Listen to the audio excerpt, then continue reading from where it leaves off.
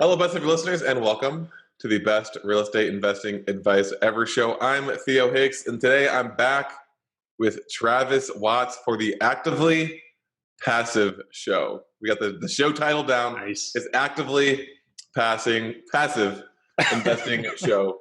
So, Travis, how you doing? I'm doing great. You messed up the title on the first episode. What did I say? I don't know. Actively passive, that's kind of hard to say, but I think it's a great title. So Actively excited passive. to finally have a name and a kind of a theme to this, even though we're going away from the theme today on our topic, I think. A little bit, but we'll connect it back. So Yeah. All right. Cool. we're going to start off by discussing the article that Travis wrote about celery juice. And I really like how it starts out because he says, what does celery juice have to do with real estate? Well, Travis, what does celery juice have to do with real estate? Let us know. And then the next line says, well, really nothing. So I guess we could take it from there. So yeah, let's back up a second. So the reason that I wrote this particular blog is, for those who kind of read my blogs and content, I'm a big advocate for going out there in the world, finding the experts, right? And finding a multitude of them, whatever we're talking about, whether this is multifamily or, active or passive investing or whatever. And what I'm trying to do is kind of jump inside the brains of these folks and then find the commonalities and then extract those commonalities and then kind of form an opinion or a philosophy around something. So when it comes to health, I'm obviously no medical professional, no doctor here, but and really this is my wife's research topic for the most part. I'm kind of the finance guy and she's kind of the health advocate. But what we've done over the years is find all these health gurus, so to speak, and find the commonalities in what they say, folks can do to kind of health hack, if you will, right? Kind of find a shortcut into health in a sense.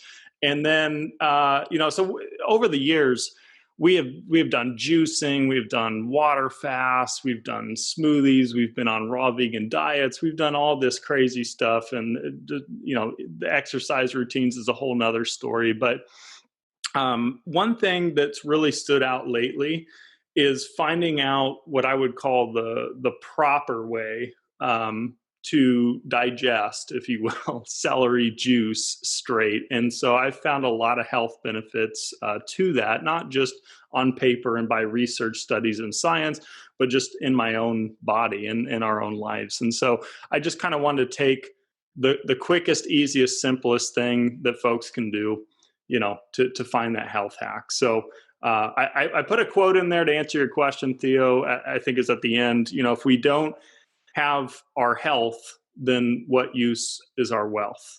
I mean, obviously we can do some things with wealth, but as far as being self-centered, not a whole lot. So that was my purpose of writing it is, at the end of the day, what's really more important? We talk all the time about investing and passive income and active stuff, but really, if you don't have your health, what use is any of that anyhow? So. Yeah, no, sure. Thanks for sharing that. So do you think that it's a step further than that? Because when I hear that quote, I say, well, first you need to be healthy, and then you can become wealthy. They're not necessarily like it's required to be healthy. It's more like, hey, if you're unhealthy, like what's the point, right? Do you think that being healthy is actually beneficial towards being wealthy, or do you think it's just the prerequisite just because of this quote? If you're sick, then you're not going to be able to enjoy the wealth. Does that make sense? Yeah, exactly. So you think about the process of building wealth, or AKA becoming wealthy. Let's assume that the person we're talking about is not just going to inherit their wealth, right? This is somebody starting from scratch and building up. It takes a lot of work. We all know that, right? You're going to have to network and find mentors. You're going to have to read books. You're going to have to study. Well, all of this stuff takes energy, right? All of this takes, your time and energy. So what you're looking to do is kind of maximize those resources to give you the energy to push forward and make that happen. So yes, I would argue, well, not argue, I would agree that health comes first, right? And as you feel good and you've got the energy and the capacity, you can go out there and much more efficiently, build wealth and do fix and flips and do whatever you're going to do out there to do your thing. So absolutely. One thing I was thinking about when we were, when I knew we were going to do this topic is, so I used to be like in amazing shape.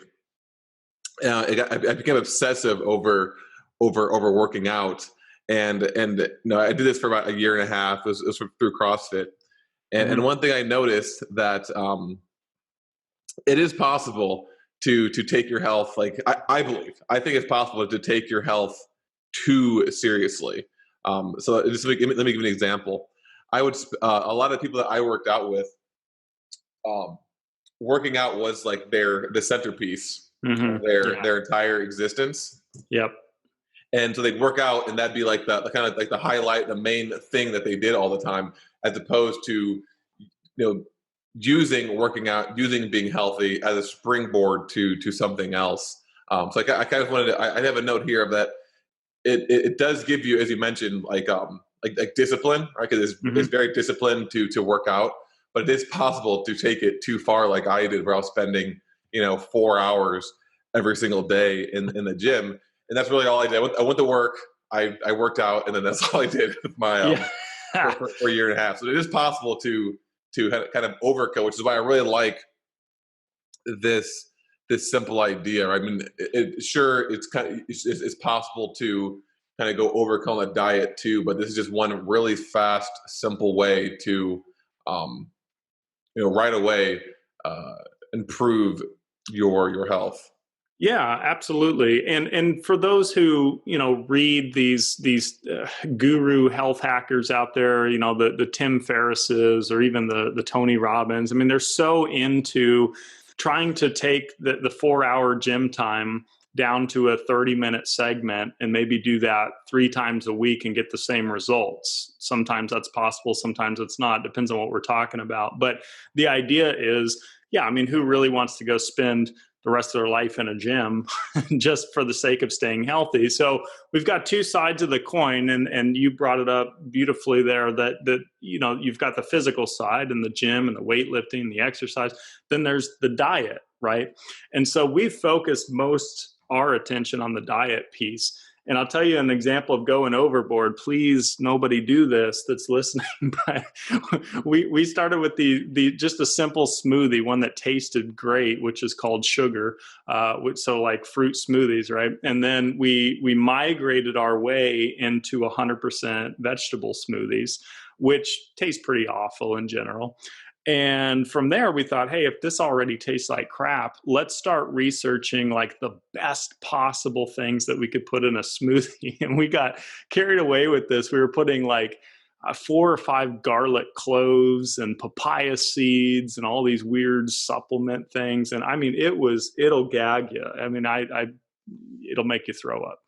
And anyway, we were in the middle of that, and I went to pick my dad up from the airport, and I was about 2 weeks into doing these smoothies, and I get in the car and we're driving. He's like, "Do you smell garlic?" I said, "What?" And he said, "I smell garlic." And my body was just radiating garlic, but I was so immune to it I didn't even notice. And anyway, we took it too far, right? So do a smoothie or some juice, but come on. That's funny. So just one secret for the garlic, because I used to do garlic smoothies too, and surprisingly, the one fruit that I came across that masked the taste of garlic when you're eating it, because it is really gross, is pears. So if you want to make a smoothie with garlic and kind of get the benefits of the garlic, if you do a pear and garlic smoothie, it'll taste mostly like it kind of hits just like nothing, which is kind of surprising. It's like they cancel each other out. At least it did for me. But something else I think we talked about last week, maybe, but I know I was interviewing someone else last week on the podcast who mentioned this, so maybe it was her. But I was asking her questions about morning routines and various different ways to improve your mindset, which is you can consider being part of your health as well. And she mentioned that when you're first starting something, or when you're trying to figure out what's the best morning routine, what's the best workout routine, to when you're doing it, don't tell yourself I'm going to do this for a year, I'm going to do this forever, but tell yourself I'm going to test this out for a week, 2 weeks, a month. So you kind of, reading your blog post, all the various things you talked about, you mentioned that, I did it I tried it for a little bit, I experimented it, and then I analyzed the results. And sometimes it didn't work. Sometimes it did work, but it was like, it sucked. It was horrible. I didn't like it, so I'm not doing it anymore. But I think that's something important too. If you do want to start, for example, doing the celery juice, don't tell yourself that you're going to do it every single day for the rest of your life, because you're probably not going to start, because that's too overwhelming of a task. Yeah. And health is tricky too. Everybody's body's different. There's some folks who could just say, eat fruit all day and they would thrive. And there's others who would feel sick and weak, and so you should never just say, I'm going to do 12 months of eating fruit all day. And then 3 days in, you're on your deathbed. You gotta, so yeah, we're usually doing experiments, anything from 3 days, probably being the minimum, to maybe 3 months being the maximum, and depending on what we're talking about.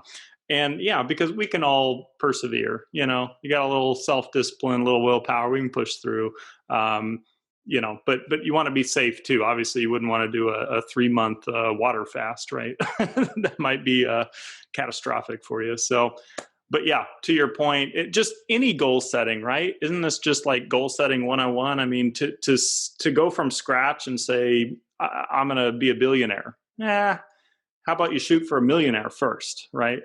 And then you can step up from there. But it's a little overwhelming to try to go, 0 to 100. So I love that. Great point.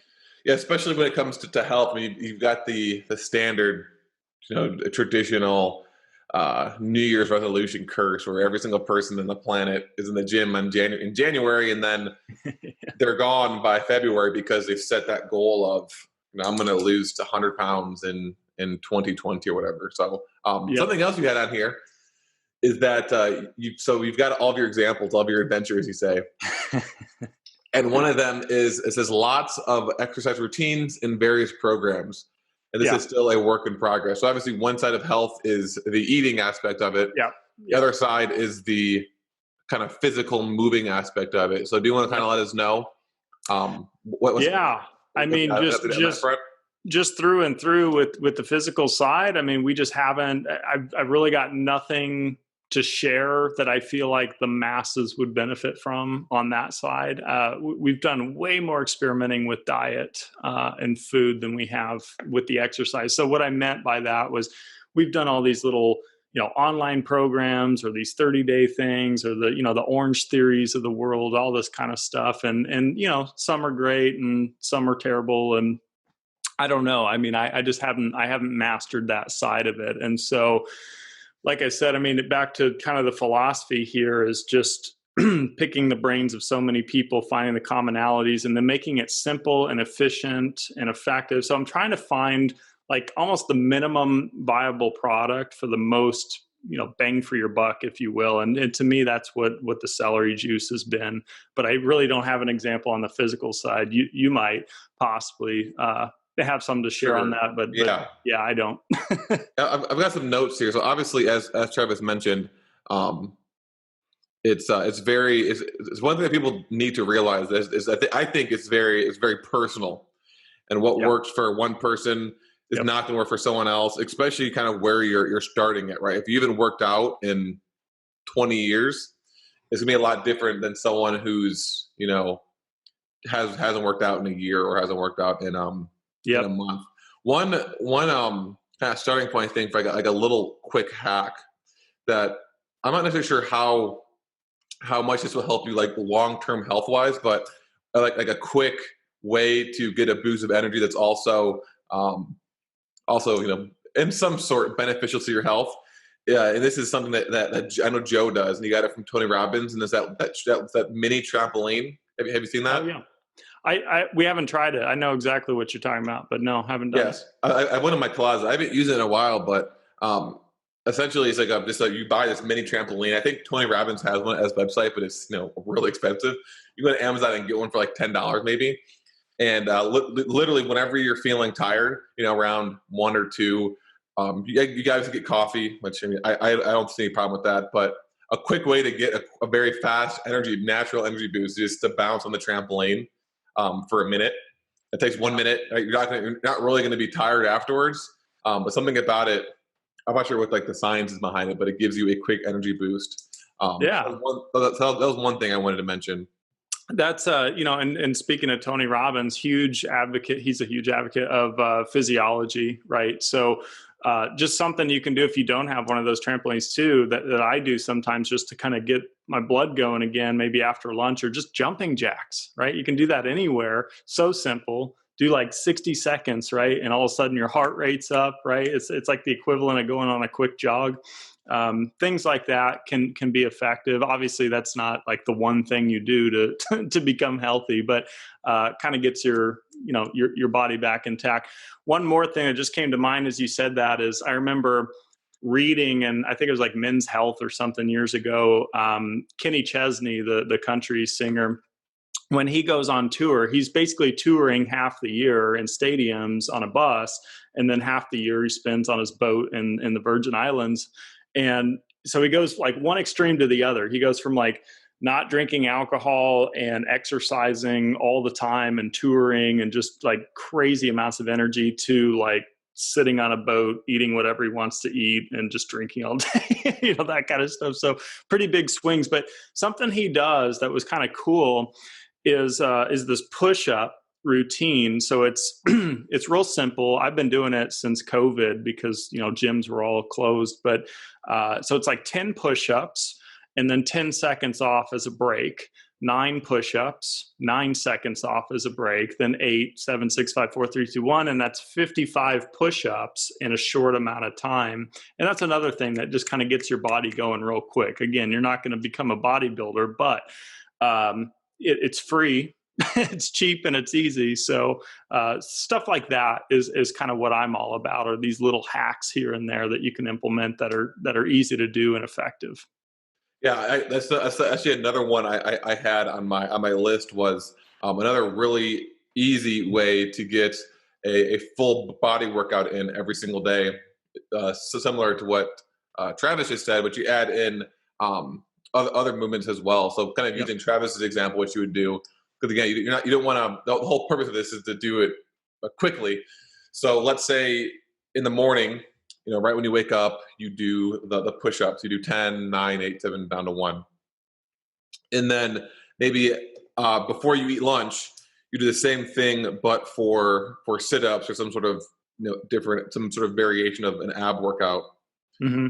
And then before you have dinner, you do air squats. So you got abs, you got legs, you got upper body. It'll take you, I don't know, 10 minutes total all day to do that. And do that every single day for a month, and you're going to see a difference in tone. Now, one of the one of the biggest things, if the goal is to actually lose weight, right? So we're kind of talking about energy and whatnot. But if you want to lose weight, I mean, the best way to lose weight I found is just running. So. But obviously, it's like not every single person. Like even me, I haven't ran in a long time, and I did the 5K like a month ago, and it was I couldn't walk for a week. So as I said, you don't want it. Depending on where you're at right now, you don't want to just go out and run a 5K like I did, like a crazy man. Yep. Yeah, you can start with walking, right? You can start with going on a 15-minute walk. It's a lot easier to do that right now, especially since everyone's working from home. So if you have a 15-minute call, just go on a walk for your call. And then eventually, the next step from there would be to do some sort of interval training. So you can, let's say, you've got your 15-minute block of walking. Next time you're going to walk for a minute and you're going to jog for a minute. A very slow jog. Yep. So you alternate that. So 15 minutes, that's 7 to 8 times. And then eventually you can increase the speed of your jogging interval until ultimately you're sprinting, right? Again, it might take a while, but ultimately you're sprinting. So there's no need to go on. I mean, you can, right? I think there's one investor, I think his name is Jason Yarusi. I'm not sure if you follow him on Facebook, but he, at least a few months ago, was doing these massively long, I think running hundreds of miles a week. So you can do that, obviously, and you will lose a ton of weight that way. But a faster way to do that is to do the intervals and just sprint. Just so you don't have, like me, I don't like running at all. I despise running, but running for 1 minute, I know it's going to be over in a minute. For a maximum of 15 minutes. So that's another really great way if you want to lose weight, that's a really good way to start. Yeah, exactly. And that's kind of setting up what we talked about earlier, the setting small steps, right? I'm going to run for 60 seconds. I'm not going to run for 60 minutes because it's so much easier to give up on that, obviously, and not see the light at the end of the tunnel, so to speak. So yeah, absolutely. So you couple that stuff and all these topics with some diet hacks, and then all in all, I think most people will see some pretty rapid results, surprisingly. So. And then let's see. I've got a couple other things here as well I wanted to mention. So, so from there, something else you can do, because this for me, my after I got done doing my whole obsessive CrossFit thing and working out for 3 to 4 hours every single day, I was completely burnt out, and I did not do a single workout for a long time, like multiple years, and it was really, really hard to get back into it. And so the people who are listening to this saying, I've tried I tried multiple times to get back into working out, and I just can't do it.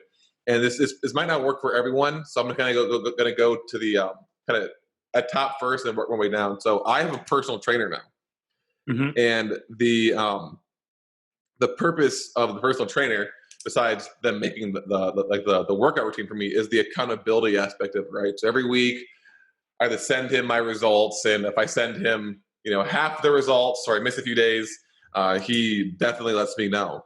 So, the whole purpose there is the accountability. So maybe you don't have the money or don't know a personal trainer or aren't ready for a personal trainer. So the idea is to get someone to hold you accountable. This can be a friend, a significant other. Maybe you can start doing a workout together, something we mentioned today. Maybe you can just start doing the celery juice hack together, and have them be your accountability partner. So, you text them at the end of the day or end of the week and say, hey, here's what I did this week. What did you do this week? If they didn't do what they're supposed to do, you can, make fun of them. They can make fun of you, to use that as a motivation to get started. Yep. And obviously there's kind of lesser personal trainers. Like you can do some sort of app on your phone, or like a P90X type of video thing, which definitely helps, but you don't have the accountability factor there. So you need to add in a level of accountability. Yeah, that's true. Yeah. And I can attest to that P90X. That was one of our experiments. This stuff dates back as far as Tybo, VHS tapes. I mean, we've tried a lot of stuff. Obviously that was before, we were married. That was a long time ago. I was a kid, but I've always been into those ideas. I was the kid who bought the ab belt. I was the kid that got the ab roller. I was the ab belt that shook you. Is that one? Yeah, it basically electrocutes you. So what's that? Like in spoiler alert. Like the '80s, they had that thing where it would rub their backs. You know what I'm talking about? Oh yeah. Exactly. You got the big conveyor belt, right, making you shimmy. So goofy. But that's pretty funny. But I mean, people have been trying to hack their health for a while, and it seems like we're making progress, right? Well, and so that's kind of the point of this episode. What I was trying to entail is that, so my wife and I've gone through a lot of these trial and error things, but there's a few that have a lot more benefit to them than a lot of the others. So if you don't want to go waste your next decade, getting ab belts, then, hopefully we can share some tidbits that actually are effective. And in a lot of cases, they're free too. So, or cheap. Yeah. And then the last tip that I had on here was back to diet. And then this is this is not only is it free, but it actually makes you money. You'll make money by doing this, and it's really fast. And that's not eating out. So not, and I am I'm kind of talking to myself here as well. Not only does it cost money to continuously, especially now working from home, doing Uber Eats or DoorDash constantly, but I feel horrible afterwards. Yep. Like I feel absolutely horrible after eating out. So again, two benefits there, and it's really fast, right? Just in the morning, instead of ordering Starbucks, just have coffee at home and make 2 eggs and put that on a piece of toast instead. Yeah.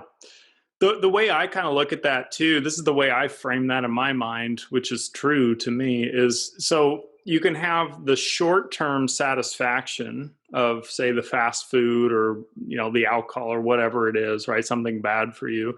And it feels great in the moment, but then you're suffering so much longer than that with the repercussions of that choice. And if you're talking about doing something healthy, like, I don't want to do the push-ups, I don't want to drink the celery juice. Okay, well, short-term, right, trade-off for an all-day effect is a lot more worthwhile. So if you can just zoom out to like a 24-hour period, you start to see that, a lot of this health stuff kind of is actually a lot easier and makes a lot of sense. So that's kind of how I try to look at that. Yeah, and for me, mine's a little bit different. I am so what I'll do is I'll try my best to do well all week, and then Friday night is when I get to do my gorging, my Uber Eats, my whatever I got from Uber Eats, and then the next morning I feel horrible, and then I start it over again. So that helps me. I'm not saying to do that, but it helps me. You got the dinner table laid out like the Talladega Nights with the Kentucky Fried Chicken and the Pizza Hut. Yeah, well, I think it's The Rock who also does that, where he's got that famous picture of him with like a bunch of pancakes stacked up and a pizza and like a big pop, and they'll do cheat meals every once in a while. I don't think he does them every week, but that's kind of the concept. I don't think it's 100% necessary to be perfect all the time. Just you just need to do it in moderation. I can't be doing Uber Eats every single day and then not working out every single day. But at the same time, I don't want to, measure out all my food for every single meal and then go from there to the gym for 5 hours. Yeah, that's a I love that philosophy too. I mean, there's different ratios, but I hear that, like the 80-20, right? It's like what matters is what you're doing 80% of the time, but that 20 is kind of flexible, right? And even Tony Robbins talks about it. He never deprives himself permanently of anything. Like, I'm never eating chocolate again. I'll never have ice cream. It's like he'll have it, but in small, limited portions here and there, not every single day after dinner, that kind of stuff. So Perfect. Yeah, certainly makes sense. Yep. All right, Travis, is there anything else you want to say before we wrap up? Let me just explain the celery juice. We didn't get too much into it, but so we're talking about juicing, number one. Okay. If you have only a blender, you can do it, but you'll need like one of those nut milk bags, kind of like a strainer for the juice. And we're talking about literally just straight celery juice, like a stalk of celery, ideally organic. If it's not organic, make sure you wash it thoroughly. But just putting that through to have 16 ounces of straight celery juice, no ice, no dilution, no water. Don't mix it with cucumber juice or any other kind of fruits or veggies. And you drink that in the morning, separated from food. So ideally about an hour apart from other foods and breakfast. Okay. And that gives it a chance to circulate through your body, cleanse your liver. It can reduce, brain fog and, acne, eczema, acid reflux, headaches, migraines, inflammation. I mean, the list goes on and on and on. In my blog, I put 4 links at the bottom to 4 completely unrelated sources where they go into like the science behind it, the case studies, like the true advocates behind all this kind of stuff. And, again, I'm no doctor or health expert, but check out those links. And it's really that simple. Buy some celery stalks, 16 ounces, once per day minimum. We try to do 2 per day if possible, my wife and I. But it's just crazy. I mean, and you're talking about aiding in weight loss for those looking to do that, a little bit of jogging, running, cardio, plus this equals, you know, a lot better results than what a lot of people try to do for weight loss. So, but that's really it. I wanted to share that because that one thing has had the biggest impact on energy and health and the things I just listed, and the list goes on and on and on. You'll have to look it up yourself, but that's just what I wanted to share with folks out of all these crazy adventures, as I call them. That's one that I think everybody can do, that everybody can benefit from. That's cheap and easy and simple. Great, Travis. Well, thanks for telling us about this. Thanks for joining me again today on our first ever, I'm going to get it right, actively passive podcast. I don't know. Actively investing something. We'll figure that last part out, but the actively passive is today was the actively portion. Next time it'll be the passively portion. Exactly. So again, Travis, appreciate it. Best of listeners, as always, thank you for listening. Have a best ever day. Make sure you try out some of these tips, and we will talk to you tomorrow. Alrighty, Travis. Thanks, cool. Man. Yeah, no, that's fun. That's good stuff. So we're right on the money at 8:32 or 9:30 for you. Okay, got it. All right, cool, man. Good stuff. I'll see you next week. All right, sounds good. Have a good week. You too. See you, man.